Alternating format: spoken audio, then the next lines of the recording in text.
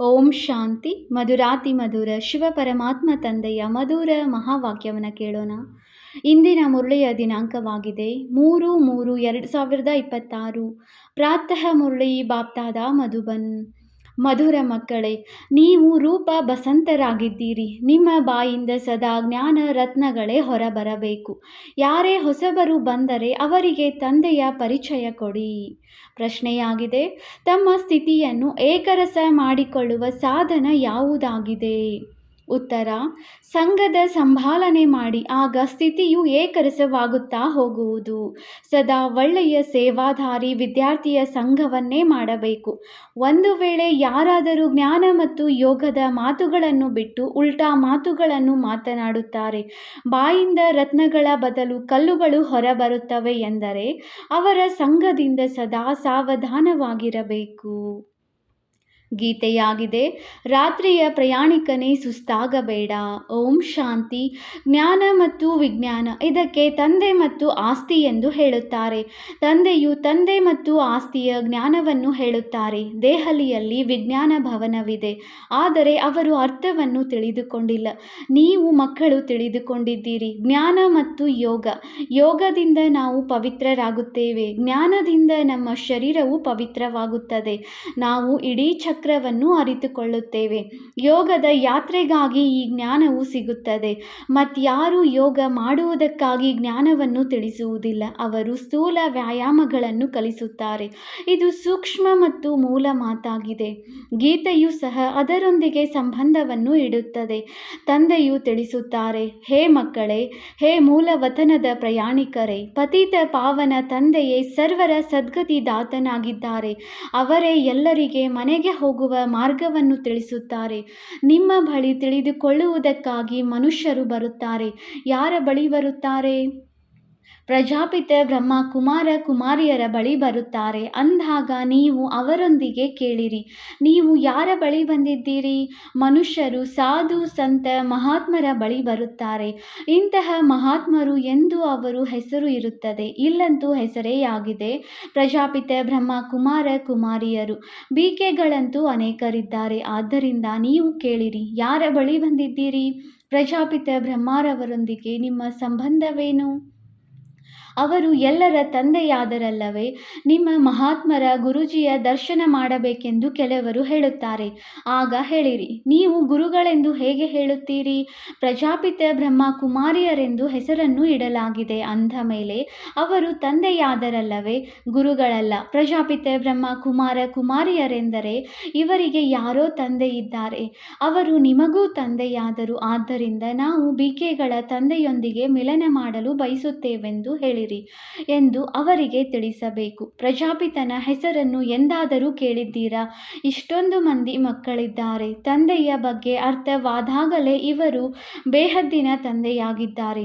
ಪ್ರಜಾಪಿತ ಬ್ರಹ್ಮನಿಗೂ ಅವಶ್ಯವಾಗಿ ಯಾರೋ ತಂದೆ ಇರುವರು ಎಂಬುದು ಅರ್ಥವಾಗುತ್ತದೆ. ಆದ್ದರಿಂದ ಯಾರೇ ಬರಲಿ ಅವರನ್ನು ಕೇಳಿರಿ. ತಾವು ಯಾರ ಬಳಿ ಬಂದಿದ್ದೀರಿ? ಬೋರ್ಡಿನ ಮೇಲೆ ಏನು ಬರೆಯಲ್ಪಟ್ಟಿದೆ?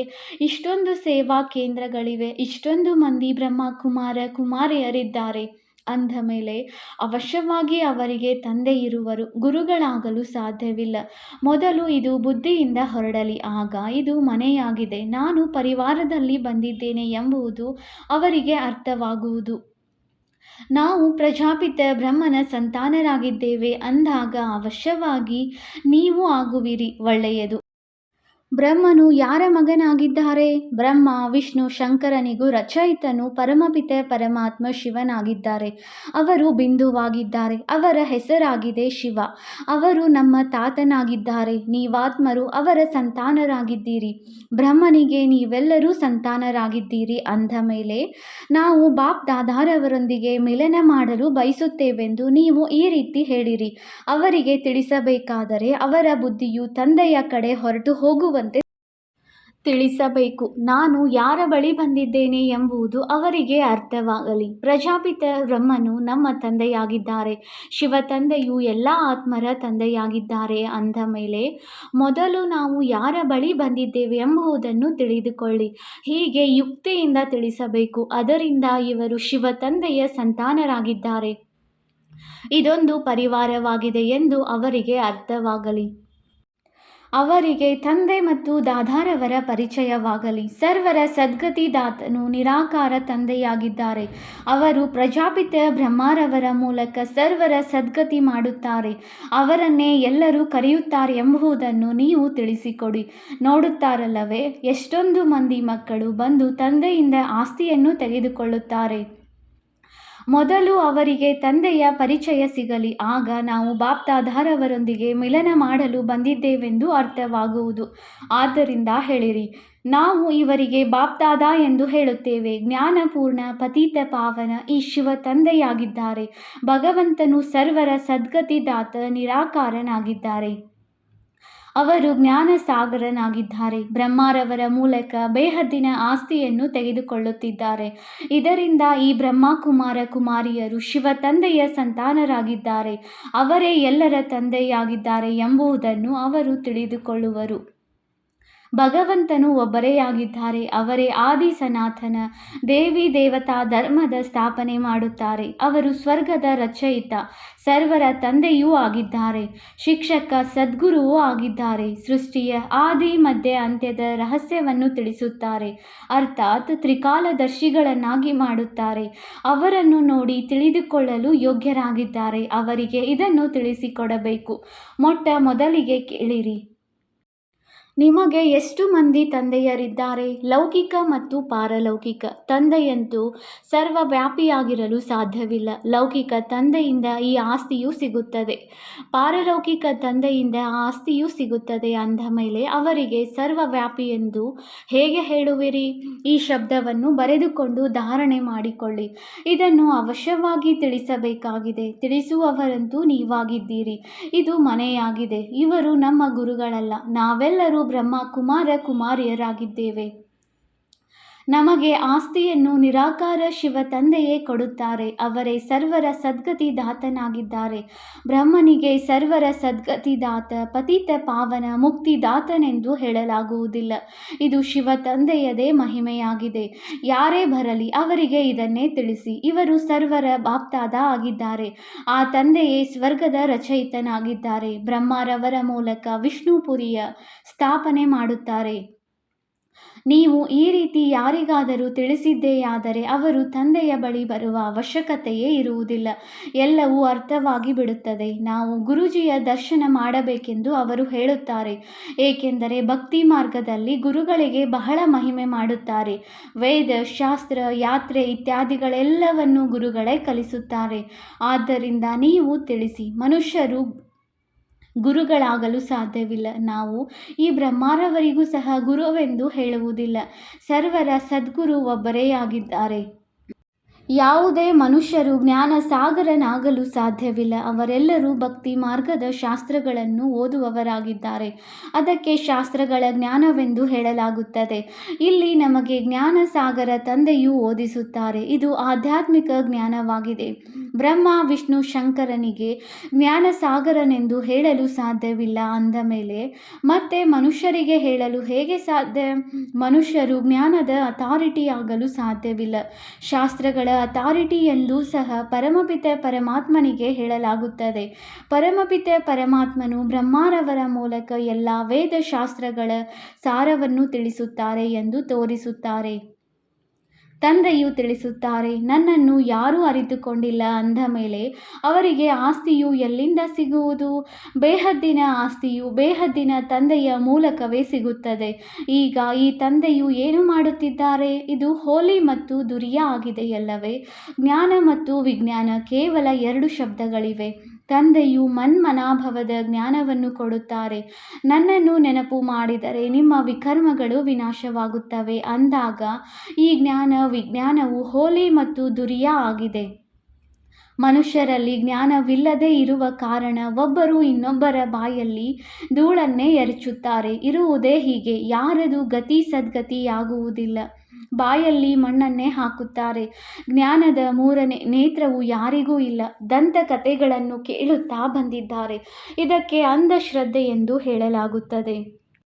ಈಗ ನೀವಾತ್ಮರಿಗೆ ಜ್ಞಾನದ ಮೂರನೇ ನೇತ್ರವು ಸಿಕ್ಕಿದೆ. ನೀವು ಮಕ್ಕಳು ತಂದೆಯಿಂದ ಆಸ್ತಿಯ ಪ್ರಾಪ್ತಿಗಾಗಿ ಸಲಹೆಯನ್ನು ಕೊಡಬೇಕಾಗಿದೆ. ಆಗ ಅವರಿಗೆ ಅರ್ಥವಾಗುತ್ತದೆ. ಬ್ರಹ್ಮರವರ ಮೂಲಕ ಇವರು ಆಸ್ತಿಯನ್ನು ತೆಗೆದುಕೊಳ್ಳುತ್ತಿದ್ದಾರೆ. ಅದು ಮತ್ಯಾರ ಮೂಲಕವೂ ಸಿಗಲು ಸಾಧ್ಯವಿಲ್ಲ. ಎಲ್ಲ ಸೇವಾ ಕೇಂದ್ರಗಳಲ್ಲಿ ಪ್ರಜಾಪಿತ ಬ್ರಹ್ಮ ಕುಮಾರಿಯರೆಂದು ಹೆಸರನ್ನು ಬರೆಯಲಾಗಿದೆ. ಒಂದು ವೇಳೆ ಗೀತಾ ಪಾಠಶಾಲೆ ಎಂದು ಬರೆದರೆ ಅದು ಸಾಮಾನ್ಯ ಮಾತಾಗಿ ಬಿಡುತ್ತದೆ. ಈಗ ನೀವು ಸಹ BK ಎಂದು ಬರೆದಾಗಲೇ ತಂದೆಯ ಪರಿಚಯ ಕೊಡಲು ಸಾಧ್ಯ. ಮನುಷ್ಯರು BK ಹೆಸರನ್ನು ಕೇಳಿ ಹೆದರುತ್ತಾರೆ. ಆದ್ದರಿಂದ ಗೀತಾ ಪಾಠಶಾಲೆ ಎಂದು ಹೆಸರನ್ನು ಬರೆಯುತ್ತಾರೆ. ಆದರೆ ಇದರಲ್ಲಿ ಯಾವುದೇ ಹೆದರುವ ಮಾತಿಲ್ಲ. ತಿಳಿಸಿಕೊಡಿ, ಇದು ಮನೆಯಾಗಿದೆ. ಯಾರ ಮನೆಗೆ ಬಂದಿದ್ದೇವೆ ಎಂದು ನೀವು ತಿಳಿದುಕೊಂಡಿದ್ದೀರಿ. ಇವರೆಲ್ಲರ ತಂದೆಯು ಪ್ರಜಾಪಿತ ಬ್ರಹ್ಮನಾಗಿದ್ದಾರೆ. ಭಾರತವಾಸಿಗಳು ಪ್ರಜಾಪಿತ ಬ್ರಹ್ಮನನ್ನು ಒಪ್ಪುತ್ತಾರೆ. ಕ್ರಿಶ್ಚಿಯನ್ನರು ಸಹ ಆದಿದೇವನು ಬಂದು ಹೋಗಿದ್ದಾರೆ, ಅವರದು ಈ ಮನುಷ್ಯ ವಂಶಾವಳಿಯಾಗಿದೆ ಎಂದು ತಿಳಿಯುತ್ತಾರೆ. ಆದರೆ ಅವರು ತಮ್ಮ ಕ್ರಿಸ್ತನನ್ನೇ ಅನುಸರಿಸುತ್ತಾರೆ. ಕ್ರಿಸ್ತನನ್ನು ಬುದ್ಧನನ್ನು ತಂದೆಯೆಂದು ತಿಳಿಯುತ್ತಾರೆ. ಅವರದೇ ವಂಶಾವಳಿಯಲ್ಲವೇ? ವಾಸ್ತವದಲ್ಲಿ ತಂದೆಯು ಬ್ರಹ್ಮರವರ ಮೂಲಕ ಆದಿ ಸನಾತನ ದೇವಿ ದೇವತಾ ಧರ್ಮದ ಸ್ಥಾಪನೆ ಮಾಡಿದ್ದಾರೆ. ಅವರು ಗ್ರೇಟ್ ಗ್ರ್ಯಾಂಡ್ ಫಾದರ್ ಆಗಿದ್ದಾರೆ. ಮೊದಲು ತಂದೆಯ ಪರಿಚಯ ಕೊಡಬೇಕಾಗಿದೆ. ನಾವು ನಿಮ್ಮ ತಂದೆಯೊಂದಿಗೆ ಮಿಲನ ಮಾಡಲು ಬಯಸುತ್ತೇವೆ ಎಂದು ಹೇಳಿದರೆ ತಿಳಿಸಿ. ಆಸ್ತಿಯು ಶಿವ ತಂದೆಯಿಂದ ಸಿಗುತ್ತದೆ, ಬ್ರಹ್ಮ ತಂದೆಯಿಂದಲ್ಲ. ಸತ್ಯ ತಂದೆ ಯಾರು? ಗೀತೆಯ ಭಗವಂತ ಯಾರು?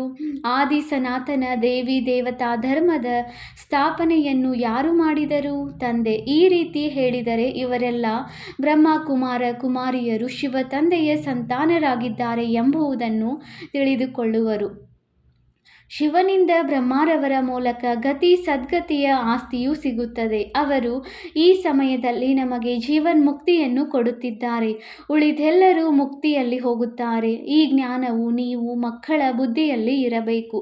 ಯಾರಾದರೂ ಬರಲಿ, ಅವರಿಗೆ ತಿಳಿಸಿ. ಯಾರನ್ನು ಮಿಲನ ಮಾಡಲು ಬಯಸುತ್ತೀರಿ? ಅವರಂತೂ ನಮಗೂ ತಂದೆಯಾಗಿದ್ದಾರೆ ಮತ್ತು ನಿಮಗೂ ತಂದೆಯಾಗಿದ್ದಾರೆ. ಇಲ್ಲಿ ಯಾವುದೇ ಗುರು ಗೋಸಾಯಿಗಳಿಲ್ಲ. ಇದನ್ನಂತೂ ನೀವು ತಿಳಿದುಕೊಂಡಿದ್ದೀರಿ. ಹೇಗೆ ಹೋಲಿ ದುರಿಯಾ ಮಾಡಿಸುತ್ತೀರಿ? ದುರಿಯಾ ಎಂಬುದಕ್ಕೆ ಮತ್ಯಾವುದೇ ಅರ್ಥವಿಲ್ಲ. ಜ್ಞಾನದಿಂದ ಬಣ್ಣವನ್ನು ಹಾಕುತ್ತೀರಿ. ಆತ್ಮವು ಈ ಶರೀರದಲ್ಲಿದೆ. ಅದು ಪವಿತ್ರವಾದರೆ ಅದಕ್ಕೆ ಪವಿತ್ರ ಶರೀರವೇ ಸಿಗುವುದು. ಇದಂತೂ ಪವಿತ್ರ ಶರೀರವಲ್ಲ. ಇದು ಈಗ ಸಮಾಪ್ತಿಯಾಗಬೇಕಾಗಿದೆ. ಶರೀರಕ್ಕೆ ಗಂಗಾ ಸ್ನಾನ ಮಾಡಿಸುತ್ತಾರೆ, ಆದರೆ ಪತಿತ ಪಾವನ ತಂದೆಯ ವಿನಃ ಮತ್ಯಾರೂ ಇಲ್ಲ. ಆತ್ಮವೇ ಪತಿತವಾಗುತ್ತದೆ. ಅಂದಾಗ ಆತ್ಮವು ನೀರಿನ ಸ್ನಾನದಿಂದ ಪಾವನವಾಗಲು ಸಾಧ್ಯವಿಲ್ಲ. ಇದು ಯಾರಿಗೂ ತಿಳಿದಿಲ್ಲ. ಅವರಂತೂ ಆತ್ಮವೇ ಪರಮಾತ್ಮನೆಂದು ಹೇಳಿಬಿಡುತ್ತಾರೆ. ಆತ್ಮ ನಿರ್ಲೇಪವೆಂದು ಹೇಳುತ್ತಾರೆ. ಈಗ ಯಾರು ಬುದ್ಧಿವಂತರಾಗಿದ್ದಾರೆಯೋ ಅವರೇ ಧಾರಣೆ ಮಾಡಿ ಅನ್ಯರಿಗೂ ಧಾರಣೆ ಮಾಡಿಸಬಲ್ಲರು. ಯಾವ ಮಕ್ಕಳ ಬಾಯಿಂದ ಸದಾರತ್ನಗಳೇ ಹೊರಬರುತ್ತವೆಯೋ ಅವರಿಗೆ ರೂಪ ಬಸಂತರೆಂದು ಹೇಳಲಾಗುತ್ತದೆ.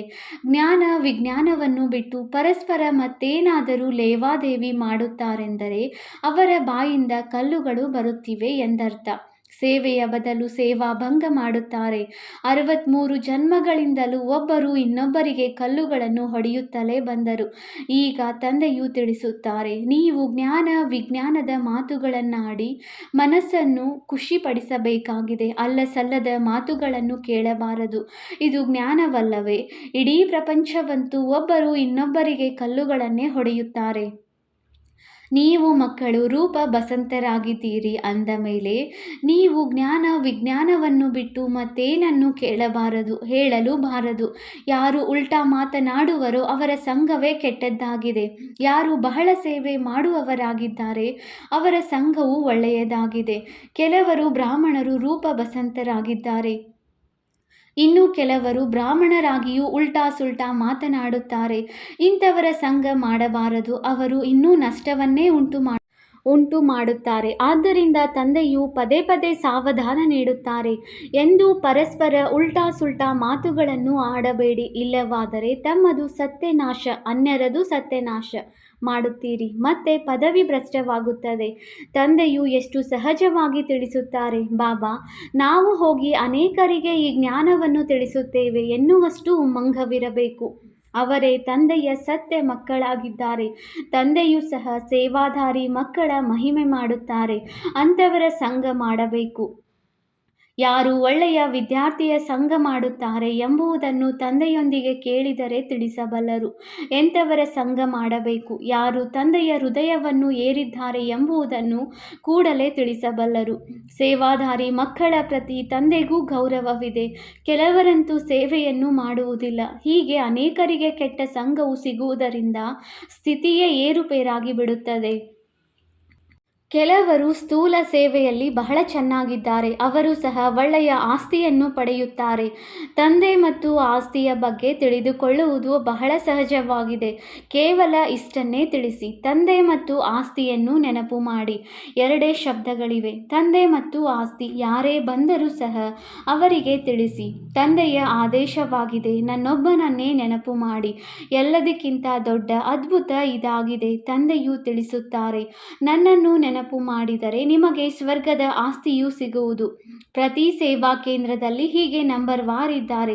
ಕೆಲವರು ವಿವರವಾಗಿ ತಿಳಿಸಿಕೊಡುತ್ತಾರೆ. ಯಾರಿಗಾದರೂ ಹೀಗೆ ತಿಳಿಸಲು ಬರಲಿಲ್ಲವೆಂದರೆ ಕೇವಲ ಇಷ್ಟನ್ನೇ ತಿಳಿಸಿ. ಕಲ್ಪದ ಮೊದಲು ಸಹ ತಂದೆಯು ಹೇಳಿದ್ದರು, ನನ್ನೊಬ್ಬನನ್ನೇ ನೆನಪು ಮಾಡಿ. ಮತ್ಯಾವುದೇ ದೇಹಧಾರಿ ದೇವತೆ ಯಾರನ್ನೂ ನೆನಪು ಮಾಡಬೇಡಿ.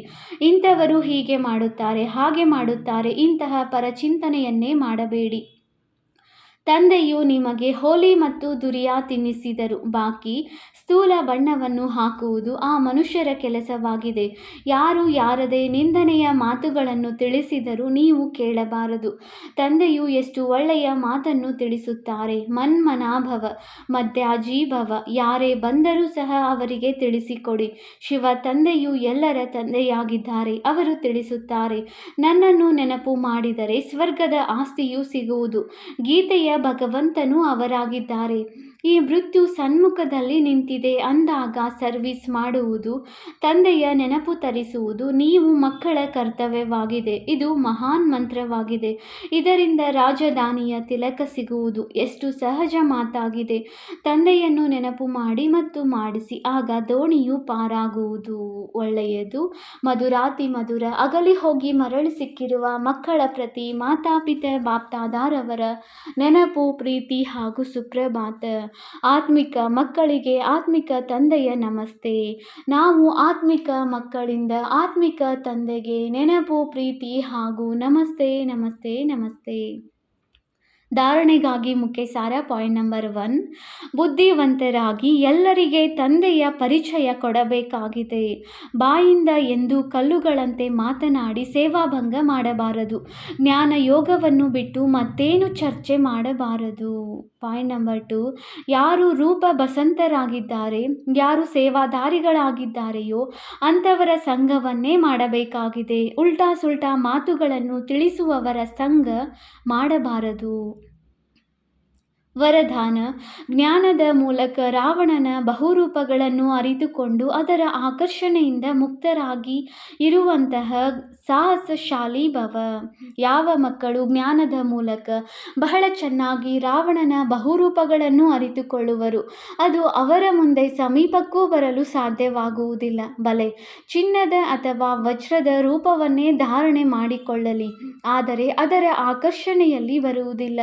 ಇಂತಹ ಸತ್ಯ ಸೀತೆಯರಾಗಿದ್ದು ಗೆರೆಯೊಳಗೆ ಶ್ರೀಮತ ಇರುವಂತಹ ಲಕ್ಷ್ಯವನ್ನು ಇಟ್ಟುಕೊಳ್ಳುತ್ತಾ ಸಾಹಸಶಾಲಿಯಾಗಿರಿ. ನಂತರದಲ್ಲಿ ಈ ರಾವಣನ ಬಹುಸೇನೆಯು ಯುದ್ಧ ಮಾಡುವುದಕ್ಕೆ ಬದಲು ತಮ್ಮ ಸಹಯೋಗಿ ಆಗಿಬಿಡುತ್ತವೆ. ಪ್ರಕೃತಿಯ 5 ತತ್ವಗಳು ಹಾಗೂ 5 ವಿಕಾರಗಳು ವರ್ಗಾವಣೆಯಾಗಿ ತಮ್ಮ ಸೇವೆಗಾಗಿ ಬರುತ್ತವೆ. ಸ್ಲೋಗನ್. ಸೇವೆಗಳಲ್ಲಿ ಸಫಲತೆಯ ಪ್ರಾಪ್ತಿ ಮಾಡಿಕೊಳ್ಳಬೇಕು ಎಂದರೆ ನಿರ್ಮಾಣ ಚಿತ್ತನು ಆಗಿರುವ ವಿಶೇಷತೆಯನ್ನು ಧಾರಣೆ ಮಾಡಿಕೊಳ್ಳಿರಿ. ಅವ್ಯಕ್ತ ಸೂಚನೆ. ನಿಶ್ಚಯದ ಫೌಂಡೇಶನ್ ತಳಪಾಯವನ್ನು ಬಲಗೊಳಿಸಿ ಸದಾ ನಿರ್ಭಯ ಮತ್ತು ನಿಶ್ಚಿಂತರಾಗಿರಿ. ವಿಜಯಿಯಾಗುವುದರ ಫೌಂಡೇಶನ್ ಆಗಿದೆ ನಿಶ್ಚಯ. ಒಂದು ವೇಳೆ ಫೌಂಡೇಶನ್ ಪಕ್ಕಾವಿದ್ದರೆ ಕಟ್ಟಡವು ಅಲುಗಾಡುವುದಿಲ್ಲ, ನಿಶ್ಚಿಂತರಾಗಿರುತ್ತಾರೆ. ಒಂದು ವೇಳೆ ಫೌಂಡೇಶನ್ ಪಕ್ಕಾವಿಲ್ಲದಿದ್ದರೆ ಸ್ವಲ್ಪ ಬಿರುಗಾಳಿ ಬಂದರೂ, ಸ್ವಲ್ಪ ಭೂಮಿ ಅಲುಗಾಡಿದರೂ ಭಯವಾಗುತ್ತದೆ. ನಮ್ಮ ಕಟ್ಟಡವು ಕುಸಿಯುವುದಿಲ್ಲ ತಾನೆ, ಬಿರುಕು ಬೀಳುವುದಿಲ್ಲವೇ? ಆದರೆ ನಿಶ್ಚಯದ ಫೌಂಡೇಶನ್ ಪಕ್ಕಾವಿದ್ದರೆ ನಿರ್ಭಯ ಮತ್ತು ನಿಶ್ಚಿಂತರಾಗಿರುತ್ತಾರೆ. ಓಂ ಶಾಂತಿ.